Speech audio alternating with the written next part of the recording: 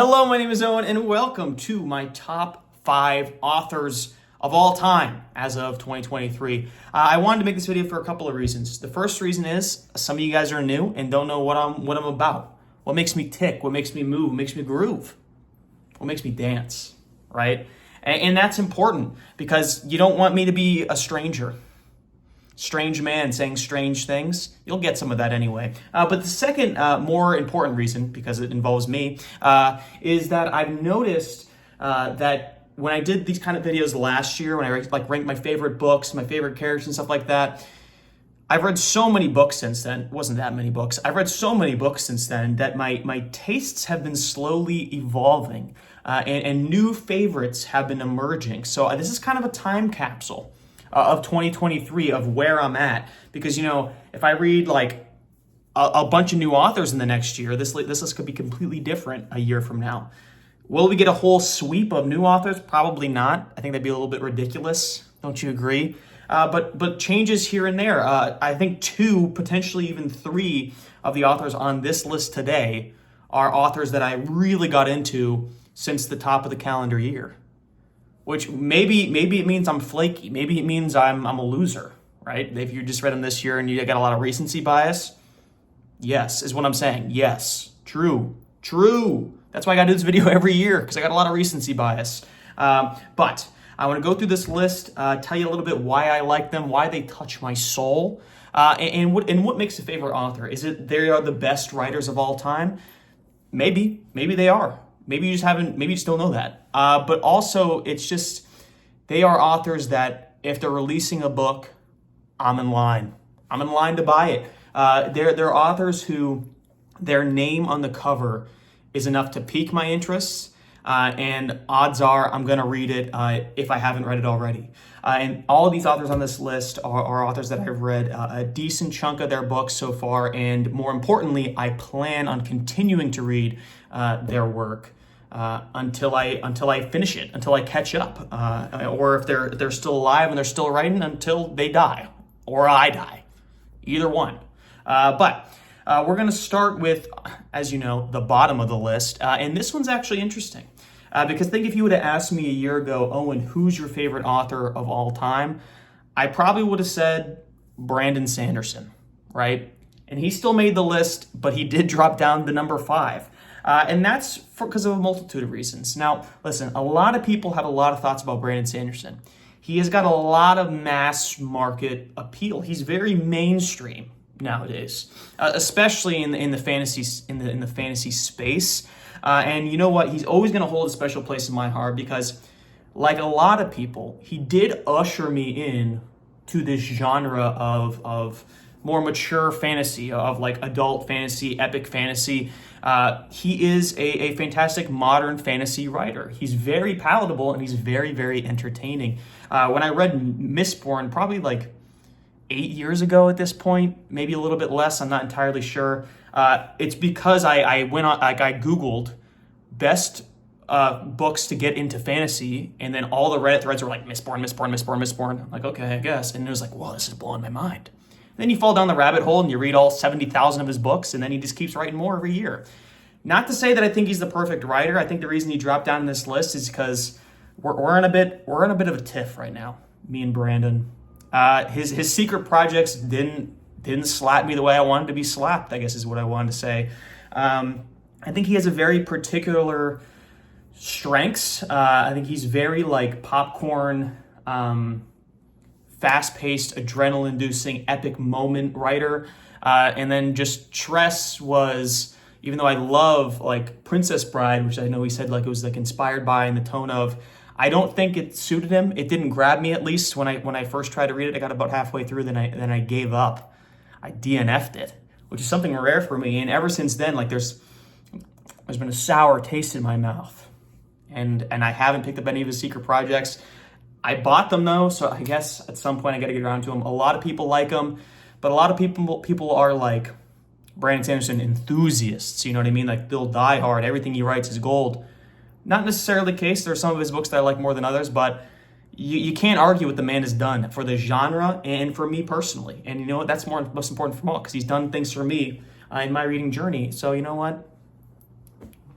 props to you, Brandon. And he's the only author on this list that I don't have a physical copy of one of their works right beside me, which maybe is another sign. Maybe he's got to write a banger book that I got to buy a physical copy of. But I do have stuff in the Kindle, so it's kind of like half here, half there, just like he's half on the list and on the way out potentially. Maybe Stormlight 5 has to be a banger for me.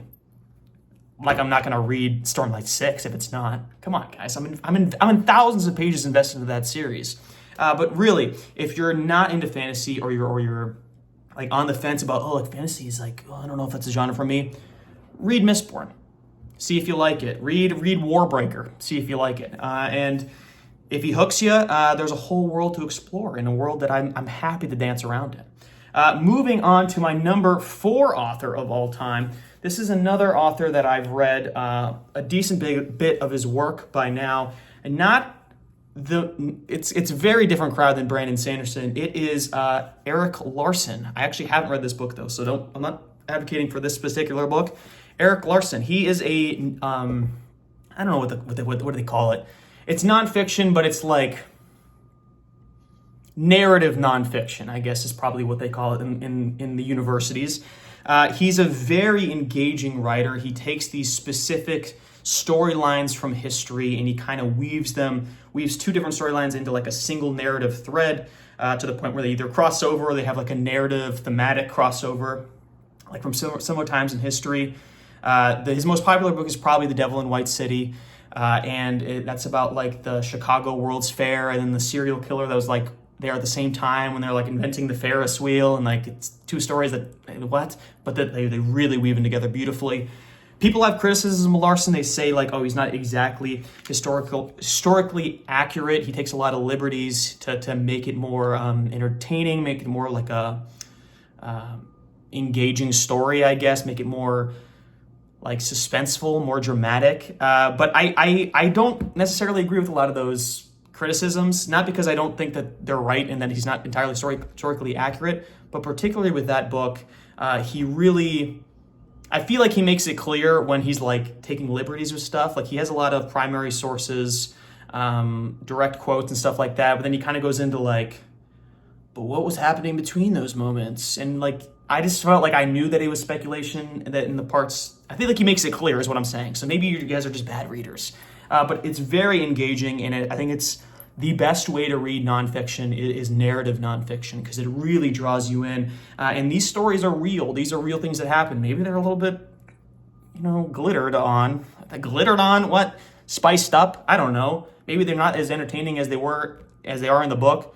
But it's fascinating, and it makes you want to research more about specific times in history. Like he has a great World War II books. I read both of those. One about the U.S. ambassador in Nazi Germany, just as it was starting to like ramp up. Then also about the Blitz in London at the same time, and Winston Churchill. All fascinating books, and I can't wait to read this one. But like the thing why he has to be on my list is like The Last Crossing of the Lusitania. Like, I know Lusitania, World War I, whatever, but, like, that's, like, boring to me. Like, take me to the trenches, you know what I mean? But the fact that it's Erik Larson writing about it makes me think that it might be a banger, which is why I have it. And that's why I'm like, okay, he has the respect. I put respect on his name, and that's why he has to be on my list. And you got to throw in, like, good nonfiction writers are very, very hard to come by because it's very easy to be very dull and very boring. He's the opposite of that. I think he's very engaging, and I love his work. So if you're interested in getting into nonfiction, Erik Larson's your guy. Erik Larson is your guy. Moving on from there, this is where things get a little bit dicey, right? You guys know what my top 3 is, but the order, I've agonized. I have roared in debate with myself in the mirror about who should go where. And I think my number 3 has to go to Robin Hobb. And you know when I decided that? Literally just now. Because going into this video, I'm like, I don't know what the top 3 is, but it just felt right. I feel it in my heart. My number 3 is Robin Hobb. Robin Hobb is one of those authors that I just started reading this year. I've only read 4 of her books, 4 and a quarter, really. And she is a fantasy writer, and if she isn't spectacular. I did a video last week about what makes a book great, and I quoted Robin Hobb's work for her characters. her characters are absolutely incredible, nuanced, and engaging and relatable and deep, complex, layered, all the adjectives. Because I think while I love fantasy and I love what Brandon Sanderson did to introduce me to it, one of the problems that the genre has, in my opinion, that Sanderson himself falls prey to is it's always serving the moment, the epicness, the battle, right? The fight. And I think that's some of the least engaging parts to me of the genre. That's not what it draws me to. I like seeing realistic people in unrealistic scenarios, right? I want to see aspects of myself, but like, what if I was like fighting a dragon? What if I was? Like, what would I do? And if the author nails it, I'm like, wow. You know what I mean? And all of Robin Hobb's characters are relatable. There's aspects of them that I see in myself or in people that I know, which means that she really got to touch on humanity. She got her finger on the pulse of what makes people, real life people, tick. And she puts them in these fantastic scenarios. I think the Farseer trilogy is some of the best first-person writing that I've ever read. In fantasy, hands down, but just in general, I think it's very hard to write first-person good, and I think she absolutely nailed it. And she's doing a great job with the ensemble cast in Live Ship. And I know the Realm of the Elderling series takes a lot of up and downs, and a lot of people don't like Rainwild as much as some of the other ones, but she has earned my trust so much that I'm going to read it, and I'm going to read the whole dang thing, even if I think it's a little bit below the rest of the quality. I don't care. I'm going to finish this series if it's the last thing I do. How long it'll take me, you can't hold me to it, but I am going to finish it, and I think that she really is a special writer in the fantasy genre, but just her character work in all genres is really spectacular. Moving on to number 2. This is another one I debated on because everybody knows the author that I read a lot of. But is he my number 1? Steven Erikson is my number 2. Why is he my number 2 and not my number 1? First of all, I talk about it ad nauseum on the channel. Steven Erikson's theme work is transcendental. How about that as a word? It's really, again, talking about having like your grip on like humanity. Steven Erikson, his themes, they're relevant to every aspect of life and really apply to every person. And I find it incredibly moving. And there's no other author that writes quotes that like just stick with me in my head, not specific moments, not specific characters, but quotes, like literal observations of of humanity. And Steven Erikson is really just a really smart guy as well. And outside of Malazan, the Book of the Fallen, 10 books, his essays are really good. Like if you go on his Facebook page, he's always writing long blurbs, which I don't know who goes on Facebook, but I go on Facebook for Steven Erikson blurbs. And his essays that he's published, either about his work or just about writing, about being an author, I think they're all very, very well written. It's clear that he's far more intelligent than I will ever be. But he's just got like a way of wording things, of putting things in perspective that is really spectacular, and using fantasy, really intense, epic fantasy as a vehicle for that. Honestly, it's strange. It is strange because, you know, Malazan has this reputation of being hard to read, hard to like get a grip on, and it's not. I'm not sure why it's so hard to read. It's because he's throwing a lot of like fantasy stuff at us and it's hard to grasp it. But I feel like the themes and the characters' driving factors are very obvious, which is like what guides people through the chaos of like worlds and characters and weird proper nouns and stuff like that. And I part of me does wish that Steven Erikson kind of toned that stuff down a little bit, like the crazy fantasy aspects of it, because it is confusing and it is overwhelming to be thrown into this world. But if that's the vehicle he needed to use to give us these themes and give us this incredible writing, who am I to judge? Who am I to judge? Because it's fantastic. And as a lover of fantasy, it's a great fantasy work, but as a lover of literature, it's on tier with the classics in terms of theme and in terms of meaning. And if it was a little bit simpler, they'd be teaching it in schools. They would. It's too complicated for children, though. All right? It's too much. And quite frankly, they're too long. You know what I mean? But Steven Erikson is a fantastic writer, and even though I've only read Book of the Fallen now like 1.25 times as I'm rereading them. I will get to the rest of his books and I will consume them all vigorously. But what does that leave for my number one? Robin Hobb and Stephen Erickson, the authors I talk about all the time.